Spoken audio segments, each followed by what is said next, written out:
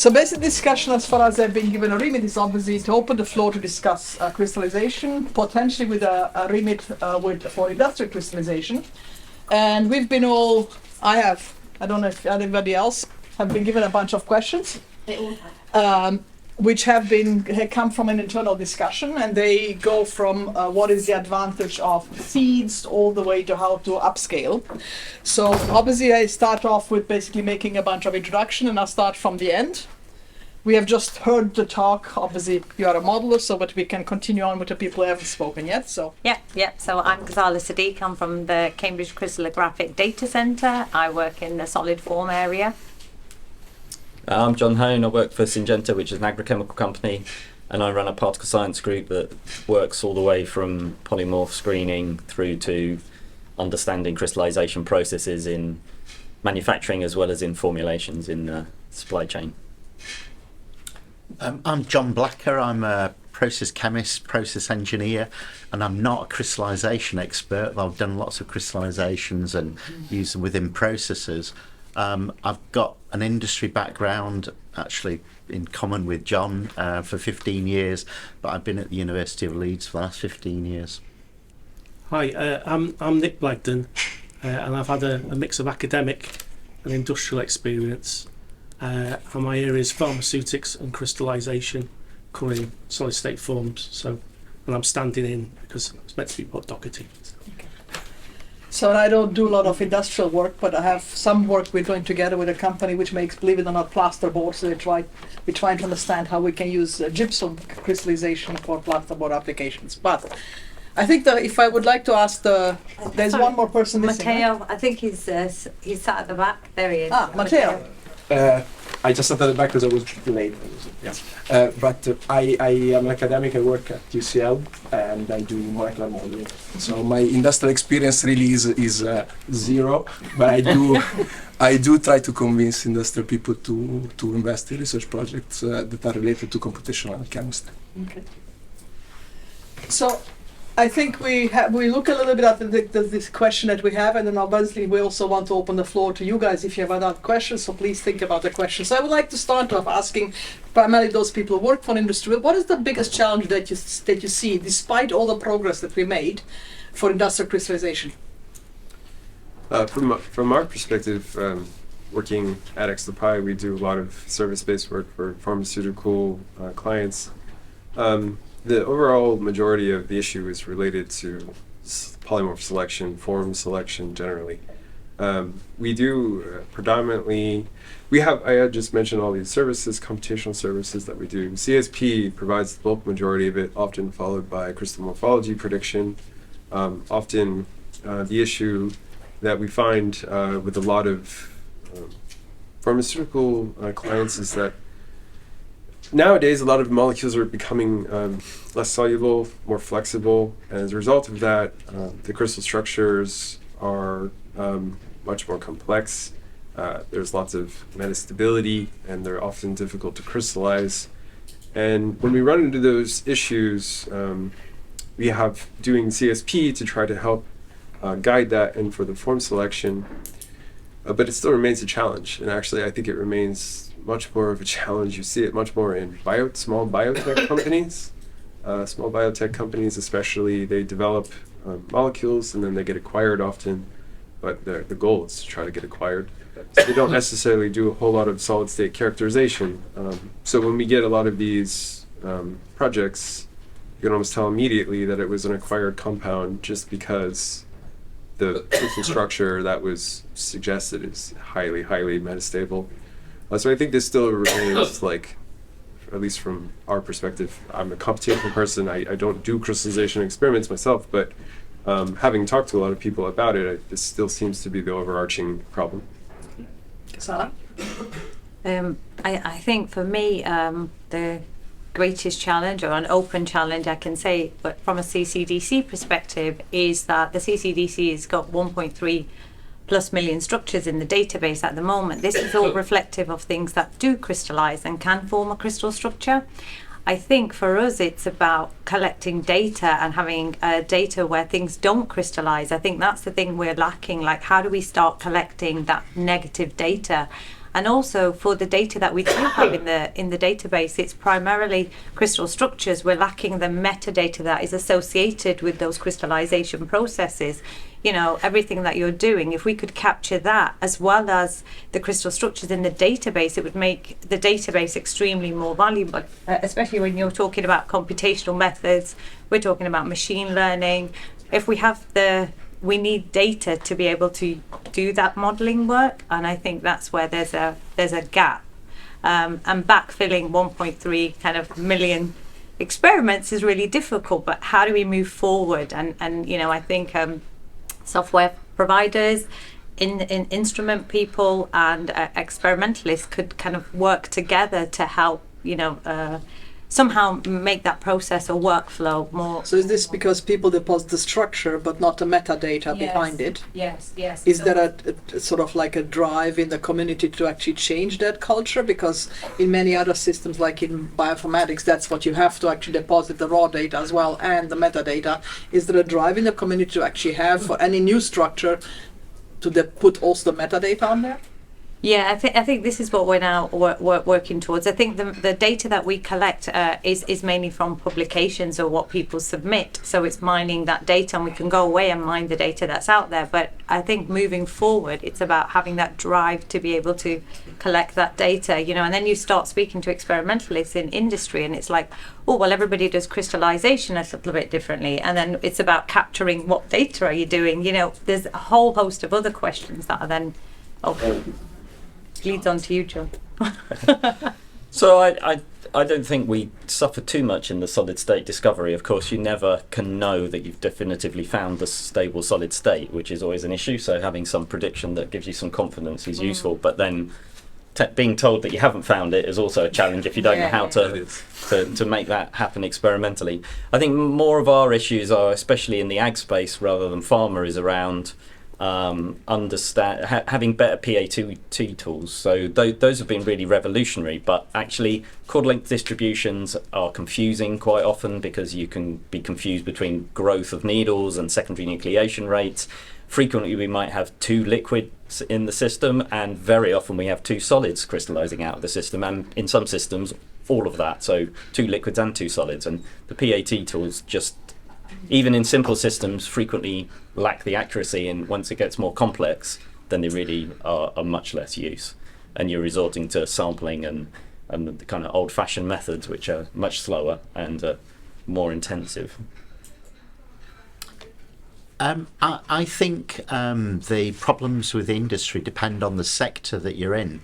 And so I'm familiar with the pharmaceutical, fine chemical sector, and one of the big problems there is understanding secondary nucleation, as we've just heard about in Michael's talk, and particularly rates of secondary nucleation that affect, you know, the size of the crystals and so on.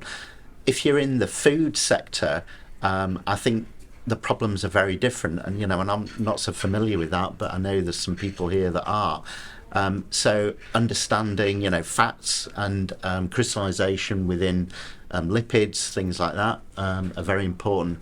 If you're in the mining, chemical and mineral industries, then again, those problems are very different. Often it's around purity, for example, or consistency within the process. If you're looking at lithium batteries, or you're looking at you know, solid state devices, electronic devices, ultra-high purity and consistency within those is a key factor. So I think generally it depends on the industry you're looking at, and there's different problems in each of those. Okay, so I might repeat some of the things that people have said, but I have a different way of saying it, and I'm biased to the organic world. I think for me, the first thing is about the phase diagram that you're dealing with, that you're heading in to do your crystallization, and particularly whether you deal with the first level solubility. What do we mean by that? How we interrogate that experimentally and computationally, and the other route that I've experienced is melt and things like that. So there's this whole idea about phase diagrams. Because I come from an organic side, there's a big thing about the synthetic route and the impact of the purity profile. And while you're in production, the number of times I hear they've changed the synthesis slightly if they can. That has a massive consequence. and ultimately you're trying to avoid that something doesn't become filterability on the next part of the process. I think the more detail we understand with the types of crystallizers we've got and the routes that come out of process engineering to model that, and how we couple with CFD and integrate that with PAT testing, is I think that's something to reflect on. As ever, how all that fits with the solid state landscape. And I'd say that really we need to think about metastability and transient states, both from the phase diagram point of view and what molecular design landscape we've got. And ultimately, as John said, it's about the different sectors, but each sector has they're creating a material, and into that material comes the processing, and how all those things that go to crystallization, with what I've said, couple with that to make it robust, whether it's on what length scale, and that's all I'd like to say. I mean, from my perspective, as an academic interacting with the industry at times, I think there are two key areas. One area is the accessibility to data. I mean, I'm a modeler, many of us are, being able to benchmark calculations systematically on a consistent level of accuracy, and in theory it's very important. And what we find is that sometimes the systems that are most interesting are behind locked doors, and even compounds that are not in active development, they've been extensively characterized, they're not available. And then the second question is really coming off some of the discussion we had yesterday. Is like the accessibility to what are relevant questions. So sometimes, behind in our offices or in front of our computers, we think that certain questions are very relevant, either because we like the questions or the methods, but then it turns out that this is not the case. And so having a discussion, an open forum in terms of what are real challenges that can have an effect and impact in terms of translating methods to industry would be very useful. So I would say communication as a general theme. Yeah, and I think I could just mirror a little bit what John has said about impurities, because coming from the earth sciences world, I'm talking to a company which produces hundreds of thousands of tons, for example, of plasterboard. They assume that if they use 40 trucks with 40 tons of gypsum starting material, that it's actually homogeneous. And it's not. Earth has not done ourselves a factor to be homogeneous. It's a matter of scale. And I think that is one of the things which I always think as an experimental person, how do we go from a simple lab scale experiment to actually provide some information for the people who do it at a pilot scale or at a company scale, at a big production scale, to actually link those things up. For me, there is a fundamental missing link that we don't quite yet are able to, in some cases, maybe in pharmaceuticals it's better, but in other systems where at least sort of what I'm looking at, they're actually going from a simple experiment in a 2 ml vial to something which has, I don't know, 600 million tons a year, that's scale spanning, which is very difficult. And also in what we change in the lab, because we're working very pure, and then you bring it to the industry scale, where even a 1% change makes a huge difference in production in terms of costs. How do you link those things? But I don't know whether the industry is willing or interested to actually understand more the fundamentals, because what I understood from the people that I work with in industry, they want to know the fundamental processes to see if they can be implemented. But I think there is a lot of discussion. So I think when you think about scaling issue, how do you go from the experiments that you do in your lab to something which industry wants to go, do it at a larger scale? So what are the challenges that you see there? Because you do a lot of crystallization, so to speak, the sort of experiments in the lab, at the lab scale with the pilot scales, but how do you go all the way to... Absolutely. I mean, there are many, but I mean, one particular one is the equipment. Yeah. The equipment changes when you change scale, and the equipment's made of different materials, and we've just heard, great talk, how the surface, changes it, dramatically. I've been involved in a project for many years we've run now on manufacturability, which is consistency within manufacture. And there is so much waste that's produced because batches fail specification and not performing like they should do. And understanding, what causes those changes, it's a combination of the process, the equipment, the physical aspects, that are in there, and it's a very complex problem to try and even determine within a manufacturing environment and try and simulate within, a laboratory environment. So yeah, scale up definitely, but even within ongoing manufacturers, there's really big issues around that. So. John? I guess I would say it's similar to that really. I think the biggest problem is the way the chemistry changes as we go through scale up and how that changes the impurity profiles, and therefore that's the impact that it's having on the crystallization process.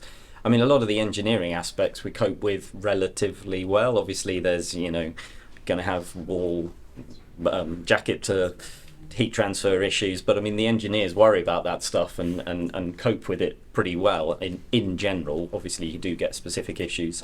Agitation can be an issue. Obviously the speed of your agitator, if you have attrition effects, sedimenting particles, needing to change your agitation, they can be a problem, but they're not always a problem. It's not a routine thing for us, I don't think. Yeah, one of the other questions that at least for me sounded interesting on the questions which were delivered was the effect of seeding, for example. And I don't know whether in pharmaceuticals or in other things that's an issue. So when you look at a seeded process versus a non-seeded process, because it links a little bit to the secondary crystallization problem to a certain degree, is that something that the industry or you guys are working on, specifically when you look at pharmaceuticals? From our point of view, seeding, from a computational point of view, seeding can be used as one of the tools in which you can use to study crystallization, the seeding, crystallization, molecular dynamics method. But from an industrial crystallization point of view, it's my impression that seeding is always used. And that generally the way that seeding impacts the crystallization is that it allows for more sites in which it to bind to and helps the crystallization in general. I'm not actually aware of crystallization that's done without seeding in industry, but maybe Sean. John's going to say something. It's the route that you take to get your seeds. Yeah. It's whether you've milled them and being aware of the high defects that you've created in them. It's whether you've tried to introduce other types of seeds, and I've had experience with using it with microfluidics. And then you get into the question then, what are you actually measuring with regards to induction time, the clarification of the induction time? And then you get into issues then about where does that all fit ultimately with the nucleation and induction time, where we're studying a liquid-liquid interface issues and solid-liquid interface issues. Want to drive the supersaturation, but also the one to actually create the seed interface, which is actually a subset of epitaxy. So there's a whole load of issues there. And fundamentally, how do you interpret and measure that and make sense of what it does? Besides which vessel you use and how you set it up, and that's all I'd say on that. Yeah, I'd absolutely reinforce that one of the big problems, the reason we seed in industry is for consistency, because it's a stochastic process and you don't know when the crystallization might begin. You can partially predict it, but so the problem is the seeds you put in there, you use them up once they've gone into the process, and then where do you get your next lot of seeds from? So you either need a big bank of seeds, which is difficult, or often what's done within industries, you use some crystals from the last batch are put onto one side and retained for the next batch, but they're different, particle size distributions, where the attrition, surface energies are different, and so on. So consistency is the really big issue around that. Yeah, so that brings back to your secondary nucleation. So if you're sampling the batch for your seed, you need a sufficient secondary nucleation rate, otherwise you wind the size up. Yeah. And that can be a real problem, because once the size gets big, the seed is ineffective and you get primary nucleation and no control. We do have a few processes that are primary nucleated, and they're frequently reactive crystallizations. So, on a lot of these questions, I think it's not necessarily that we don't understand what we should do, but there's an economic reason why we don't do the thing that you would tell us to do. So then we have to try and make slow processes go faster, and inevitably that leads to lower quality because you're pushing the system to somewhere it doesn't want to be. So it's about handling that in the right way and understanding what's going to happen when you push it in the way that it doesn't want. So if I would give you two, which are the two modelers, if I understand correctly, $10 billion and unlimited amount of time and unlimited amount of people, what would you do in the modeling world to actually make industrial crystallization more successful?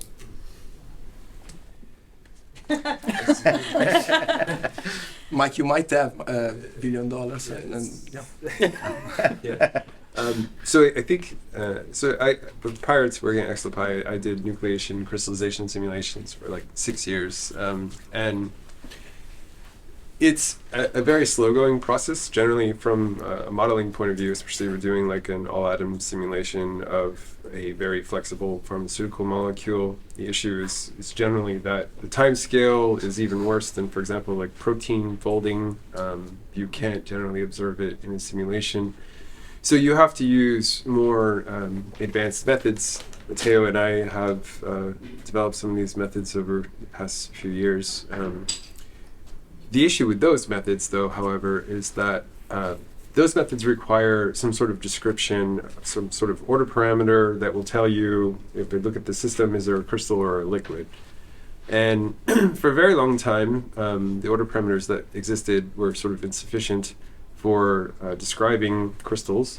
And then in the past few years, I myself and other people have developed some of these order parameters that have been successful in crystallizing the molecules in solution, and it's provided a lot of mechanistic understanding as well as quantitative work that Matteo has done a lot of. And but the issue there is that those order parameters are very expensive to calculate. So when you run these calculations, it's not economically practical to use an industrial time frame. And generally, when you think about things in academia, you want to study them, you want to do very precisely. But when you work as sort of the interface between academia and industry, you have to take into consideration time frames. And it matters more than you initially realize, because it impacts the kind of algorithms that you would develop in order for them to be consumed by people in industry. So the question remains, so you have this sort of problem where direct simulations of it, which are first principles and which you ideally would want to do, that would give you the best sort of description of it, are very expensive to use and slow.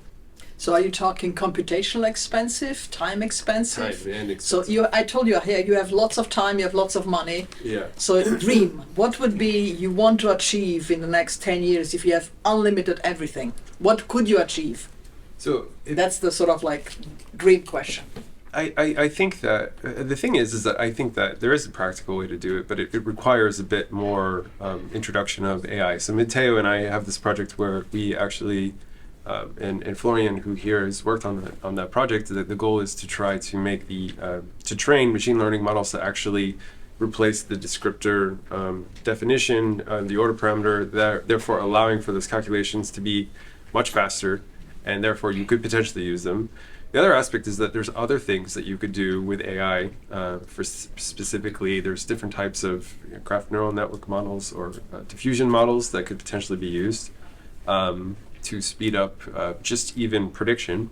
You could think about, instead of doing it as a sort of exact mechanistic point of view, you could think about it as like the pharmaceutical industry, or people would generally want to know, okay, these crystals, which one are we going to get, and what is the difficulties?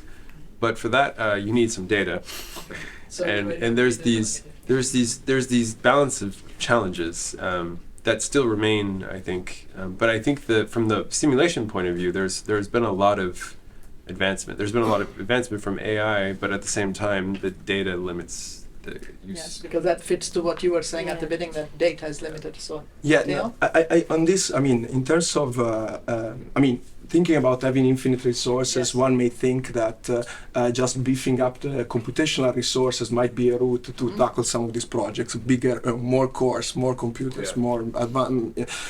I think that in crystallization in particular, this is kind of a false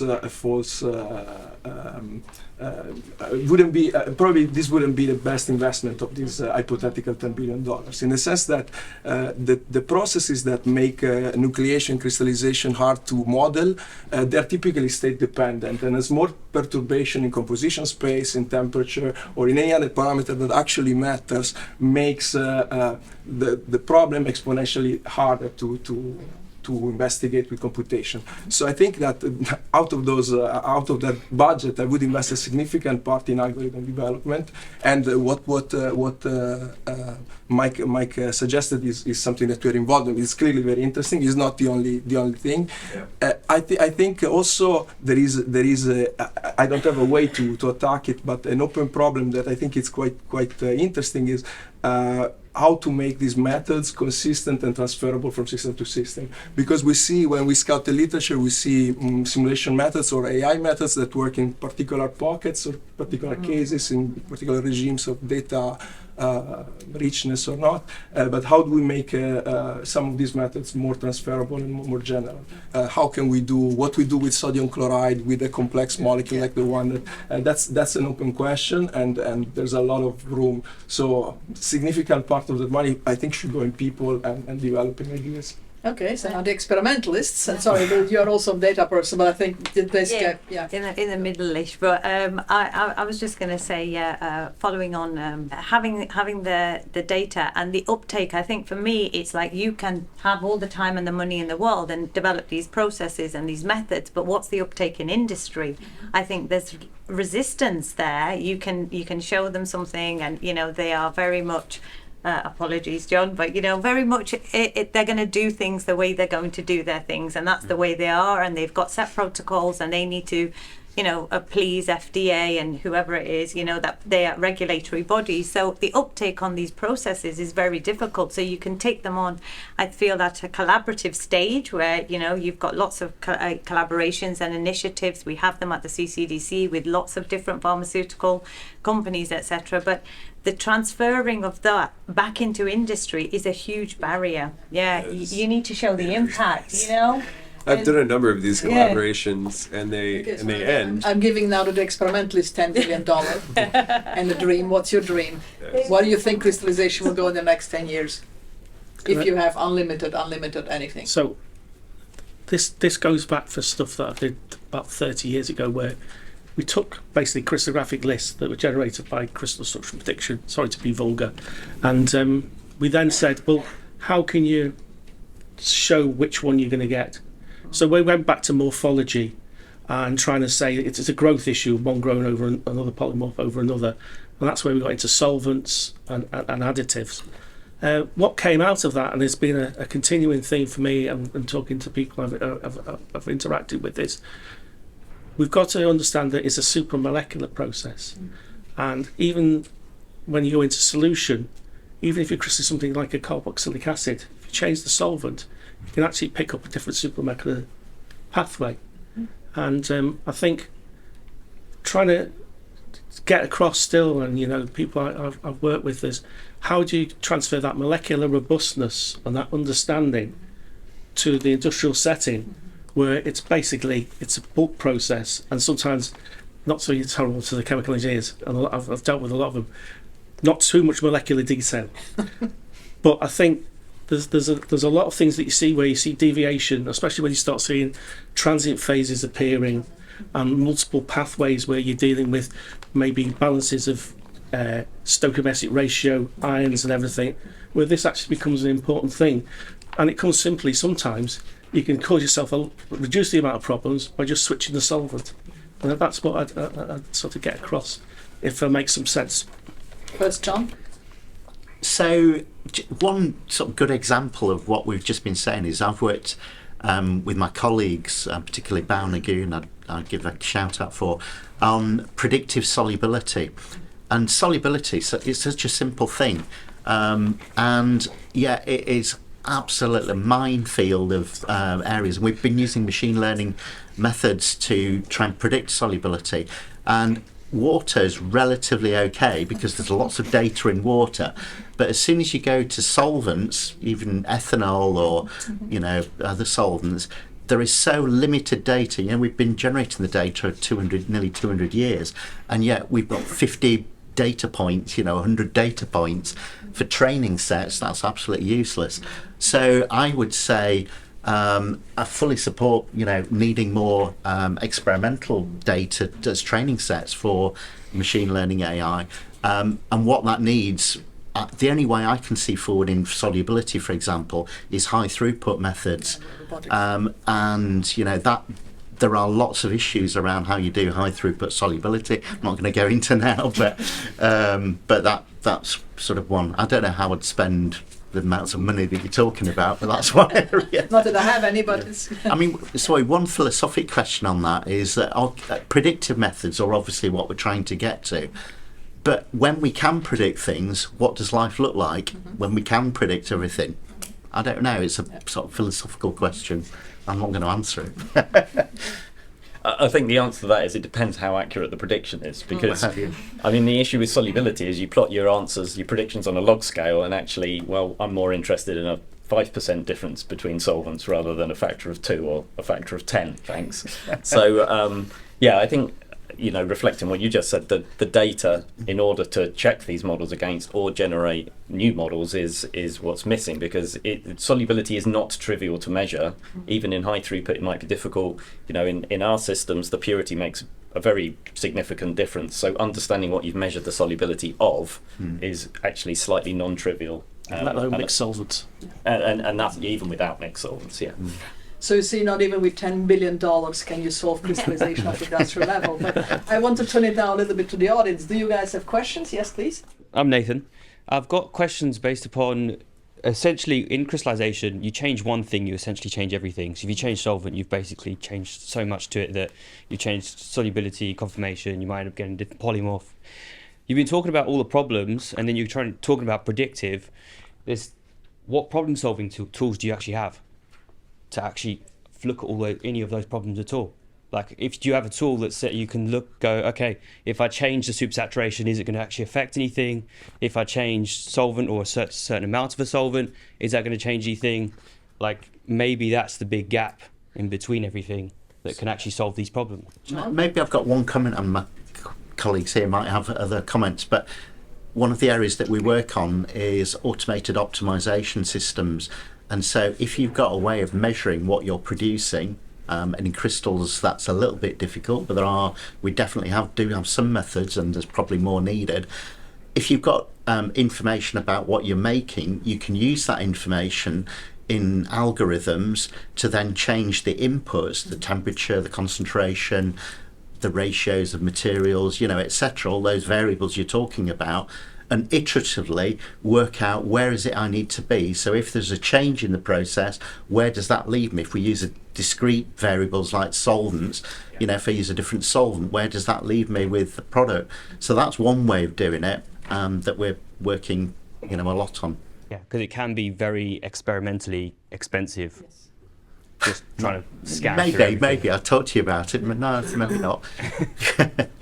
Sorry, wait for the microphone. Thank you.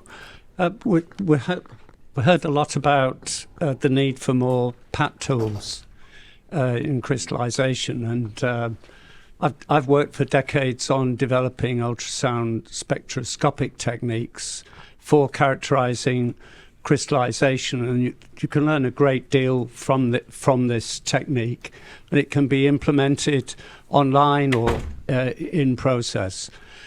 My question is, though, why do you think that particular tool has not been widely adopted?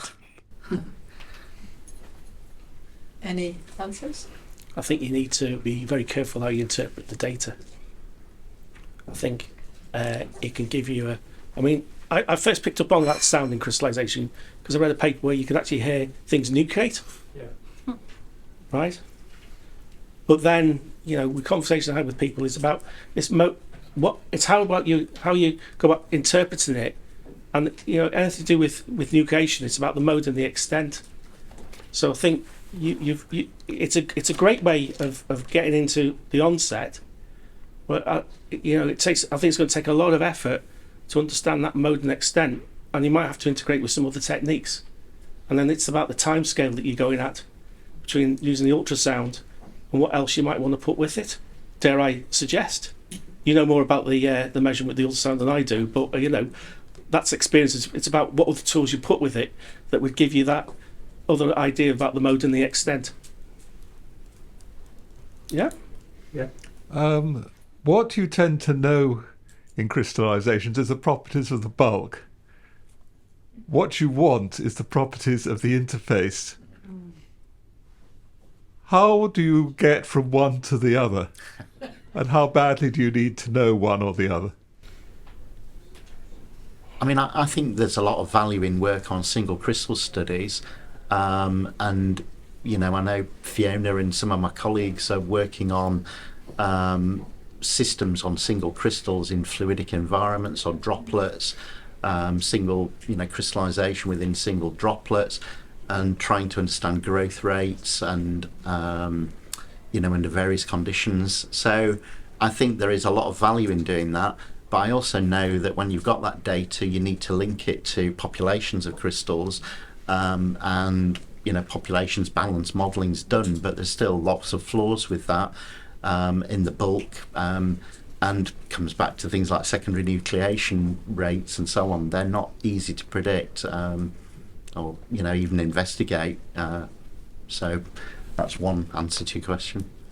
And I think there is also, if you think about the example that you gave, where you have, let's say, both in the fluid and in a solid, you have multiple changes, not just you have changes in two solids, changes in two fluids, you have changes in oxidation states, or you have changes in conformation or whatever. That means if you measure one but not measure the other, how can you actually do the prediction in an adequate way? So any kind of multimodal, multi-correlative kind of measurement is very important, but then it limits, yes, with the $10 billion you can do something, but it limits the number of data points that, for example, she would have in a database to actually do it for one system really well. But how many did you say you have? 1.5 billion. So basically 1.5 billion minus 1 is not very useful. Million, sorry. Yeah. Any other questions? Yeah, Emilia Jakubowska from Potsdam University of Sciences, by the way.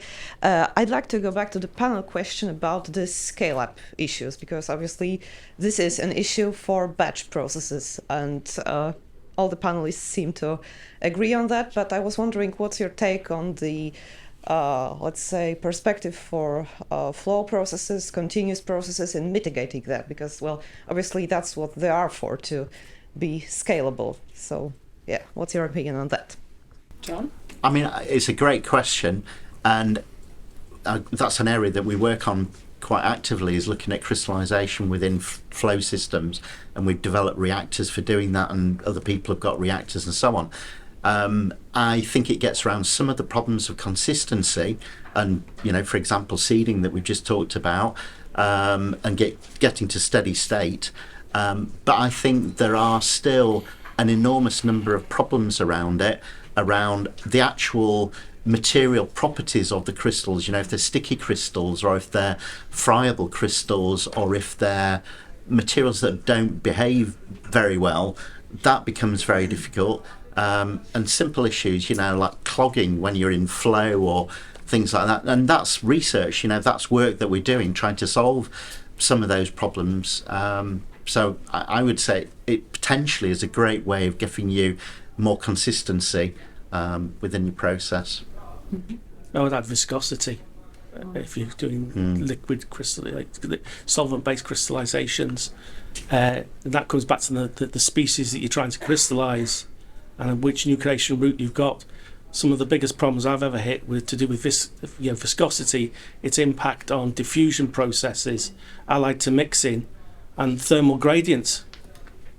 Yeah, and it's just there, and it'll always be there. Sometimes you're lucky, sometimes you're not, but it's something to always think about, and you know, it's in the literature. Yeah. I would add something, paradoxically, because I'm a computational person. But when I was previously, when I was at MIT, I was part of the MIT Novartis Center for Continuous Manufacturing. Half of us were experimentalists, half of us were computational people. We built a continuous lab on MIT's campus, and that's currently the lab that's at Novartis. And at the end of it, we had a sort of conference with people from higher up in pharmaceutical worlds, trying to essentially convey the benefits of continuous and the adoption of it. The FDA brought up the fact at the time that continuous helped supply, and that was potentially an issue if we had things like a pandemic, stuff like that. But there was a lot of pushback, from the pharmaceutical industry in general, because it's an enormous cost investment, but also the benefits at the sort of scale that they're making compounds doesn't necessarily pan out. So I would say that there's a lot of things that we did that made that possible, and it's being used. It's just, I think there's economic issues, and there's a whole in factories full of batch systems that they would need to convert. So it's sort of difficult. It's a big barrier. Yeah, it goes back to the uptake. It goes back to uptake again on models, on different, ways of doing things. People are so embedded in what they've been doing that they're changing something is like, oh, well, this is working. Do we really need to do that? So I think there's that kind of mindset. And one thing we've talked about a lot is experiments and, experiments that we're doing and new, PAT and, we've got computational methods with lots of CSP, but again, it's all this accumulation of data, right? And where are we going to put it, and how are we going to capture it, and what are we going to then, that's going to feed into our models. But again, I think, Matteo, you touched on it. If we've got collecting data that is in the same format, what's the energy barrier again of, me doing something, somebody else doing something, and it doesn't work together, or it's not reading each other. Again, that's a whole nother barrier, and no one's going to do that. So it's just something to think about. Well, I think I always think about a comparison, like, for example, when you think about sequencing, right? Sequencing is only, let's say 30 years old, but basically they have a standard, they have a FASTA file, which every sequence that is actually ever done is one file. Now, but crystallization, which has been done since definitions, you can't actually do that, because you can't look back at the old data and actually have the same format. That means that's much more difficult to implement one format that is readable for your kind of thing with all the data included. And I think that's the problem, that it's a challenge to actually convince people to actually provide that kind of metadata that you need for a machine learning system or AI to actually be able to mine that, because everybody has a different negative format. data. This is also like, so we built this sort of automated workstations to do crystallization, but also synthetic automation. We have 600 of them in a 50,000 square foot warehouse doing crystallization. Part of the reason for doing it actually initially was not to actually be like a CRO service to clients. It was actually to build data of crystallization to train models so that we could make predictions, because we recognized all of the challenges with actually doing the simulations. We couldn't get data from clients. You can't find it anywhere. So they decided to do this as a result of, they wanted to make an automated workstation that could be used to record data in electronic journal format, essentially like a Jupyter notebook. And that currently exists, but we are not the only ones who are doing it. There are lots of other companies that are on this pathway, and it really sort of begs, the question of what things will be like in actually not that long. I have a comment on this, which is on the academic side, in the sense that I also been I think there is a kind of a sociological aspect also associated to gathering data of physical properties of systems that are not particularly exciting. And I've been in initial discussions for proposals where this issue came up. Okay, we could do this, and that, but we lack data. So should we have a work package where we invest time, money, and people to gather the data? And the consensus was that that has very, very little chances of getting funded. So I think recognizing that this is important, it's a step.